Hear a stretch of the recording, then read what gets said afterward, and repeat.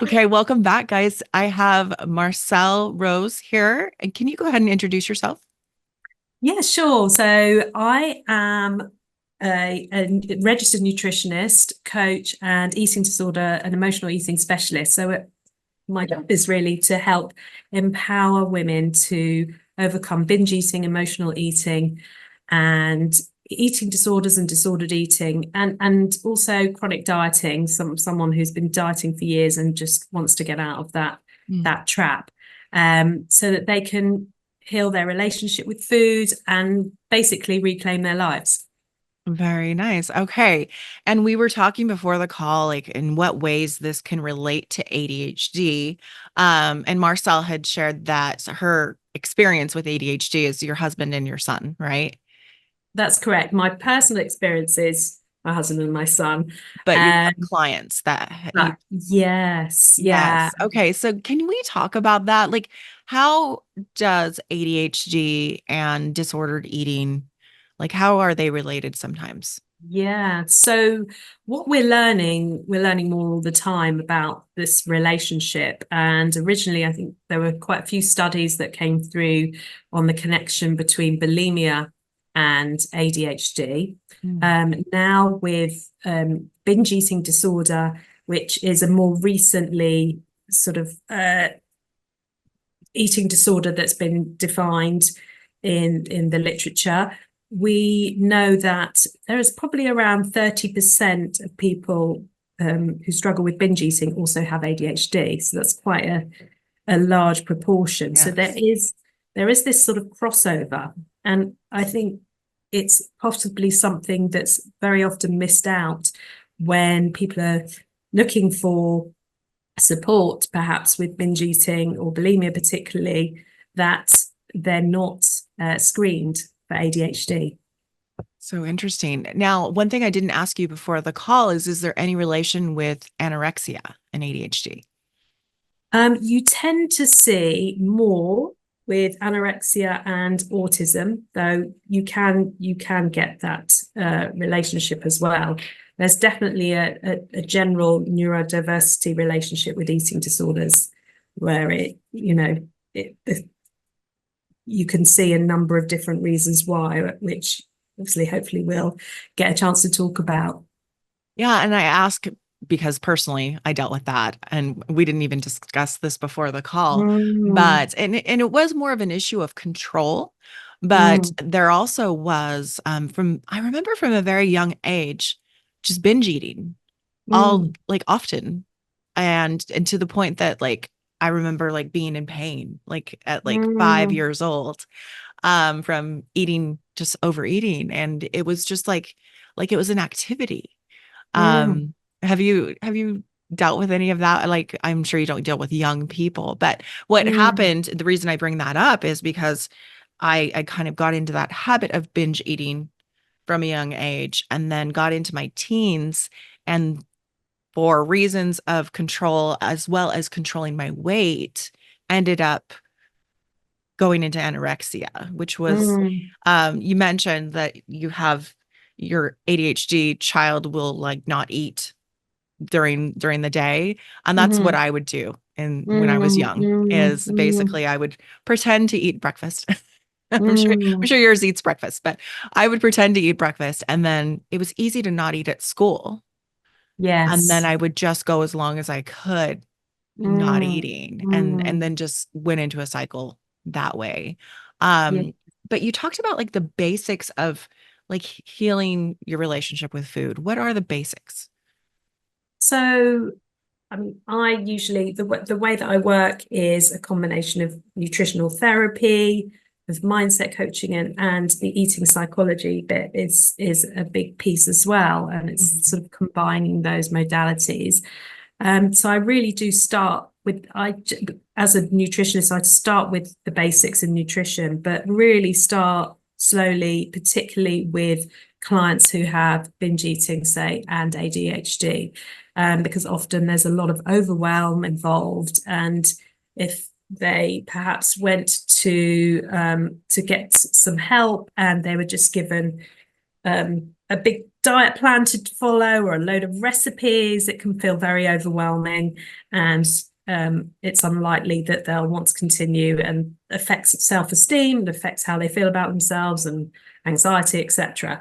So we have to start really dependent on the individual in front of me, but really slowly at their pace, and see where they're at with their eating at the moment. But I'd say the very first thing we do is put in the regular meals. So breakfast, lunch, dinner, snacks if needed. And we talk around that. Because I think one of the things that we've discussed is that it's very easy for someone living with ADHD to often forget to eat, or whether it's Absolutely. intentional or not. And often I see with clients, what's been happening is they've either forgotten to eat or held off eating as long as possible. And then they are much more likely to binge eat come late afternoon into the evening and feel completely out of control. And then the cycle starts again, feeling bad about what they've eaten in the binge, and skipping breakfast, holding off eating, etc. And that keeps the cycle going. Well, and I So told Marcel before the call, like earlier this week, I had an experience where I had been working with clients, probably had done a podcast, had been kind of busy that morning. And I called my husband and I was like, I'm just losing it. And by that, I mean, I was feeling like super, super anxious. mm, And he's like, well, you sound fine. You're okay. And I didn't know what was going on. And I got off the phone with him and realized I hadn't eaten that day. mm, Why does not eating like that, why would that cause anxiety? yeah, so it might be a blood sugar thing, Mm, because obviously if you're not eating, you have that blood sugar dip, and one of the symptoms of that can be feeling a bit shaky, anxious. You're yeah. essentially, your body's saying to you, you need to get some food, and that might be one of the reasons why, one of your particular signs to say, actually, I need to eat now. But you've almost got to the point of over hunger. Yeah. And that's one of the things that I think people with ADHD do struggle with, because it is known that they struggle more with interoceptiveness, and that's that connection between the brain and the body's organs. So Yeah, I was really, hoping you would bring that up because that has been yeah, a conversation um, in other areas where we like will not get into our bodies. no, Is the way that we were describing it with other coaches and stuff I was talking to. yeah. So tell us more about that nutritionally, about like not noticing the signs, or what did you call it? What was the name? Interoceptive. Interoception. Yeah, so it's really about, so some of the things that it helps us do is recognize our emotions, which is important as well with binge eating, because that's one of the things that can really drive the binge eating behavior. Yeah. But energy as well, and people knowing when you're low in energy, knowing what you need, whether you need rest or looking after yourself in a certain way. And often that low energy can also play a role in emotional eating or binge eating, but particularly appetite. And appetite's a big thing that I often work on with my clients, but I have to have obviously the awareness that if the client has ADHD as well, then that might be something they're really going to struggle with. They know probably when they're over hungry, like you described. You Yeah. were like hangry, as we call Yeah. it. I didn't know it, but found Yeah. out. And or if when you get to the point of over fullness, so those two ends of this kind of spectrum, Yeah. but you might not necessarily get the nuance of, okay, I'm starting to feel hungry now. Okay, it's time to eat.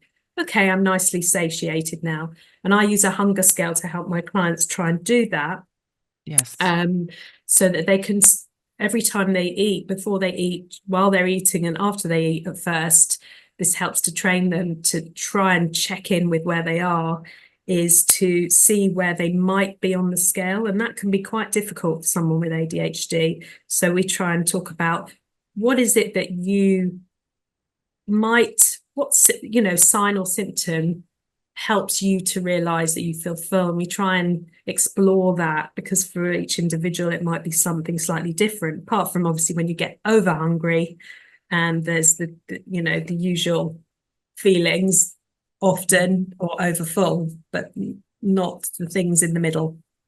And I don't know if this is related to ADHD or if this is just everyone, but I do notice like when I'm extra tired, I tend to want to eat when I'm not hungry. And Mm, I have correlated in my mind that that means I'm seeking energy. But like yes. what would you say that is? Yeah, I mean, I think that there's definitely a big element of that, Mm, because you're tired, but again, perhaps not checking in and thinking, okay, what do I need right now? Am I hungry? Am I bodily hungry, or is it head hunger? You mm, know, trying to decipher the difference, but also, actually, is it that I need to rest now? Is it that I need to look after myself in a different way? Perhaps it's not food that I need, and it's trying to work that out. And I think those are the things that can be quite difficult for someone with ADHD. I think it can be challenging because I find that we can tend to hyper focus a Yeah. little bit on the food, even though it's Mm, more that I need to lay down and yes. rest. My mind just tends to hyper focus on the food. But Yeah. we were talking, okay, well, I want to hear first before we go into that a little bit more about your hunger scale. How does that work?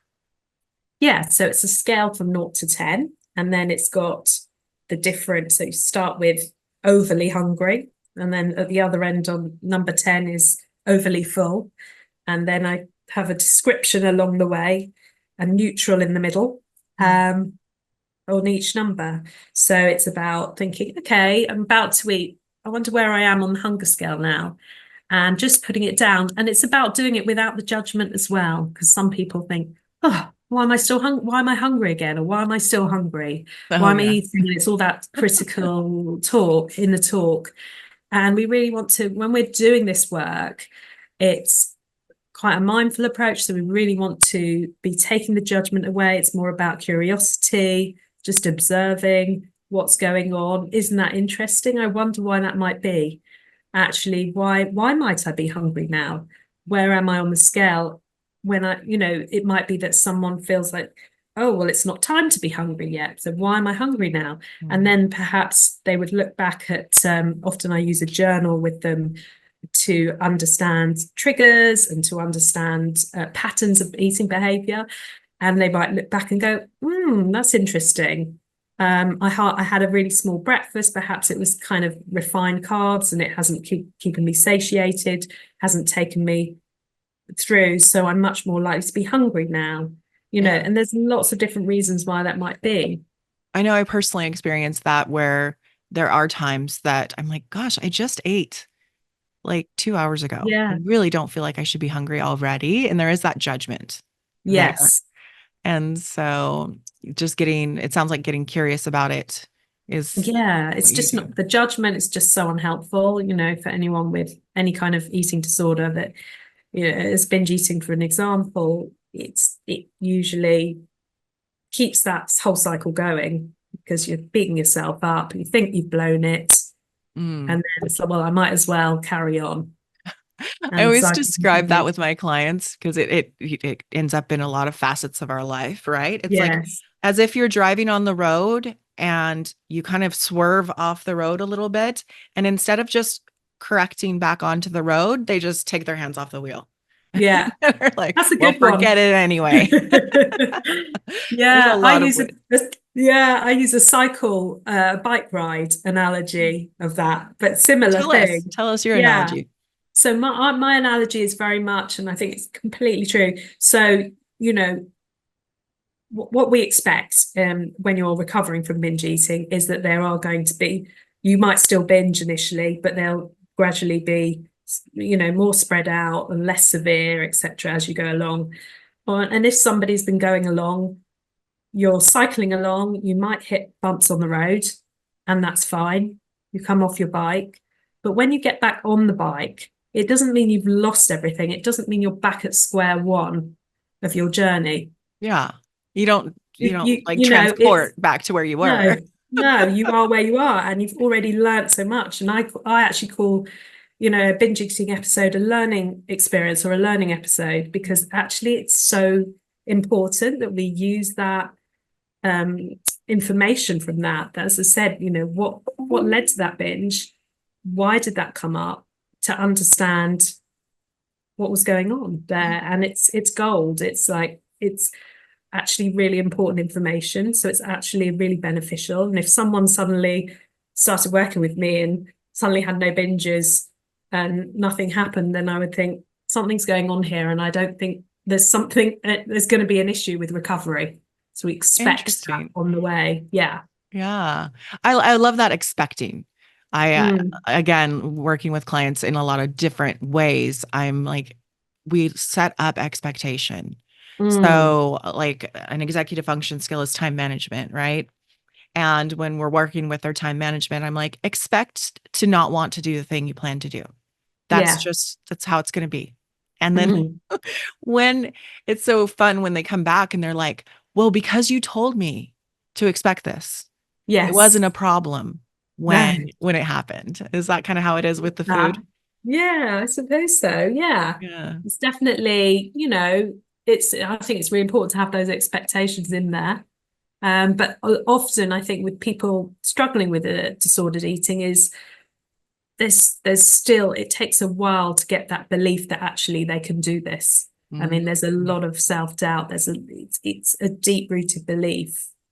because perhaps they've been dieting for years, so they and every time they felt the diet failed eventually, or they failed. They don't think the diet failed, they think they failed, but it is the diet. And so they're back. So it's like everything I've tried, it's never worked. So what's going to be different about this? Yeah. Yes. In coaching, we talk about like you cannot use your past experience to judge what you can do today, Yeah, yeah, that you have to absolutely. just believe in yourself now and Mm, that you can have that self-belief now, not based on your past experience. yeah, So that's no, very definitely. interesting. Okay. So you had some examples of clients with ADHD that you had worked with. Can you talk about that? Yeah, so I've worked with quite a few, and I tend to see a sort of familiar pattern. Um, um, I'm just thinking of one lady who really struggled. She, I think she started off more as a restrictive eater, was put on medication, realized that the medication sort of dampened her appetite, certainly earlier on in the day, and but then came off after a time because it wasn't working, and then they realized she was losing too much weight, then ended up binge eating.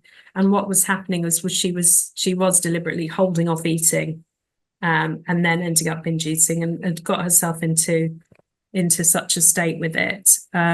So we had to she had her hours of work were all over the place. She was skipping meals. She was going into work, so she wouldn't have breakfast. She was going to work without, um, having anything. And then it would be like either sort of grazing the rest of the day, and then perhaps a sort of binge eating episode later on in the evening. And actually, we just managed to work through putting in the breakfast. That was key to start off with. As I mentioned, really, she was able to, actually, her partner was cooking dinners which she wasn't eating because she was so full by the time she got to dinner time from the snacking or binging, that she couldn't eat the meal. So but actually it was amazing. As I said, we need to use this, your partner's cooking. um, and so he would cook extra. So she would take in the leftovers for lunch into her work, and she would eat with her partner. And that really helped to stabilize her eating a Yeah, like lot. regulate it. Yeah. Absolutely. So, one thing that I notice with clients is cooking can be overwhelming or boring or difficult. Like how do you handle that? Yeah, I think a lot of clients, particularly those with ADHD, find it, yeah, quite overwhelming, don't want to be doing that stuff. So we really start with where they're at and see what we can add in. I'm very much about adding in rather than stripping out. So let's see where they're starting with the meal. How can we try and make sure that they're having something a bit more balanced that can help reduce the cravings? So it's making sure they're having some protein with their food and some fiber in the form of veggies particularly, but maybe switching out some of the refined carbohydrates, and those are things like um, carbohydrates and things like bread, pasta, rice, etc. But switching in something more whole grains so that they've got that slower release of basically slower release of glucose into their bloodstream. So that Yeah. helps to stabilize blood sugar, and so does the fiber, and so does the protein in the meal, and some natural fats as well. So, and it helps them to feel more satisfied. So we look at what they're having and really start very slowly and trying to switch things out. We don't try and run before we can walk. Really, perhaps meals that are just easily assembled meals as well, so that you've got different ingredients ready, just ensuring that you've got certain ingredients ready in the fridge so that you can assemble a plate without having to necessarily cook up a whole recipe. Yeah. Um, What would and that look like? so it might look like, I don't know if you can get there from the store, some ready roasted chicken, for example. Um, if they haven't got time to roast a chicken, some, you know, bags of salad that they can just add on, some grain. You can buy sort of grain mixtures in the UK. I don't know if it's the same there, but where you are, but quinoa with all different grains or beans and things in the mixture, so that you can easily just heat that up. So it's like, how can you assemble? So that's very basic, and but it's just thinking about easy ways. Yeah. We just want to try and keep it as simple as possible to start with. But Yeah. also you can buy where we are, you can get things like delivery boxes where it comes ready with the recipe. You order the recipe, it comes with all the ingredients already weighed out, ready to go, and you just have to throw it together, and it tells you how to throw it. So quite a lot of my clients who are very busy workers, uh, if they run their own business or whatever, they find that quite a few days a week to do that, and then they know they've got something there that they don't even have to think about. Yeah. Um, some of my clients, I think things like cooking more, batch cooking, or cooking extra and having for the next day is really useful as Yeah. well. I was telling Marcel before we started recording, like personally, I'd never cook a dinner without cooking enough food for a whole nother meal. Yes. And so I guess that would be considered batch cooking, but you also mentioned batch cooking in the way that like they can put it in the freezer for Yes. later. Um, and then I will like make up scrambled eggs for the week. I will make up boiled eggs for the week. I will make a big Yeah. salad. So it's like all just there, easy. Yeah. It's brilliant. Um, and since my kids were little, I just go get your own food besides Yeah. dinner. We would That's eat dinner great. together, but like there was always the food there where it's like when you're hungry, you eat. Yes. Um, and so that was very important. But That's my brilliant. ADHD kid could get very hyper focused Mm. in what she was doing and forget to eat and then Yeah. get very low blood sugar. Yeah. And I didn't even know the symptoms of low blood sugar for a time. But I remember when she was very little, we were at our like county fair and we walked up to my father-in-law and he's like, what's the matter with her? And I'm like, Mm. what do you mean? And I like I looked and she was kind of like glazed over. And now Mm. I realize that she and I'm like, oh, she didn't eat. Yeah. And she was having a low blood sugar situation, and we didn't even know what that No. was. And it wasn't until she Yeah. was like, gosh, I think like 12 or something like that, where we were at church and she like ran into a wall as we were Mm. walking. And I'm like, what is the matter? And like just Mm. in the car, I noticed like she was just glazed over. And because of past like insulin resistance problems with myself and stuff, we had a glucose monitor and I tested her Mm. blood sugar and it was just plummeted. And Yeah. so because of the ADHD though, she can get so hyper focused that it's like, did you eat? Yes. Remember to Yeah. eat. And being an artist as well can get very much into her projects and not eat. So that, Yeah. but also to your point about stimulant medication, a lot of my Mm. clients can forget to eat or not feel like eating because of their Yes. medication. Yeah.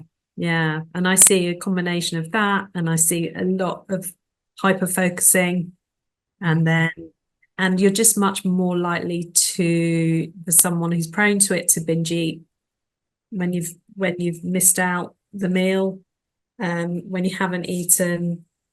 What one of the things that your body does is produce higher level of hunger hormones to get you to go searching for food.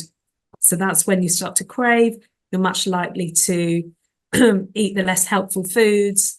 You're much more likely to feel out of control around eating.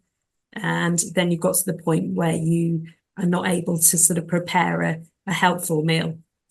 Yeah, because of I was telling Marcel that like I went on what I would call a ketogenic. It's just I call it a diet, but it's just the way we live now.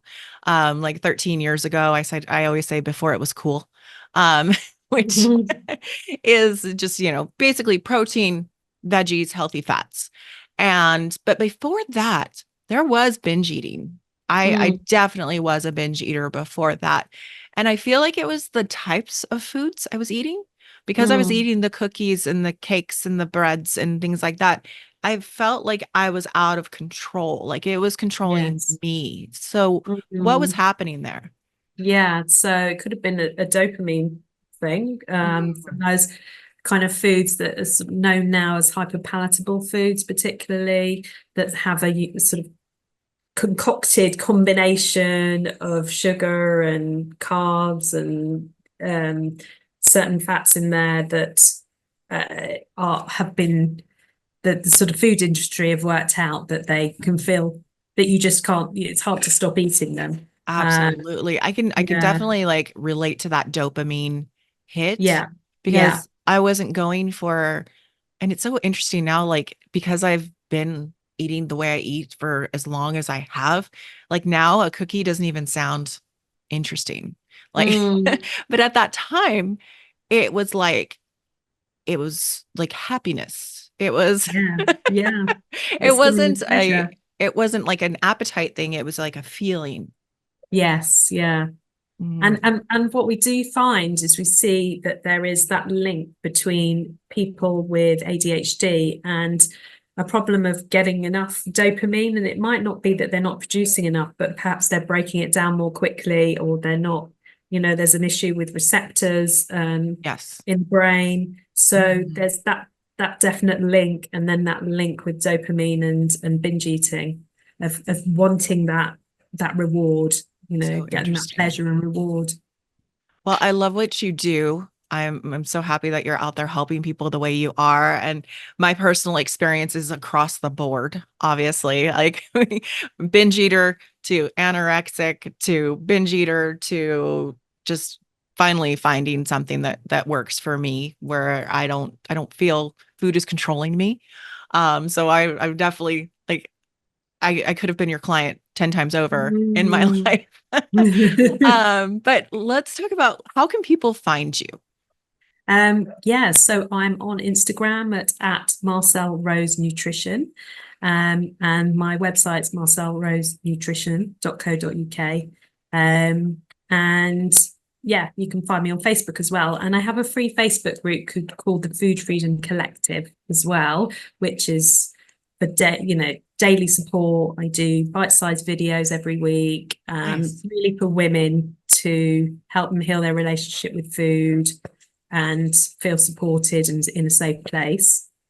Beautiful. Um, I do have a book coming out very soon. I don't Oh, know tell when this us. podcast is dropping, but it's called The Binge Freedom Method.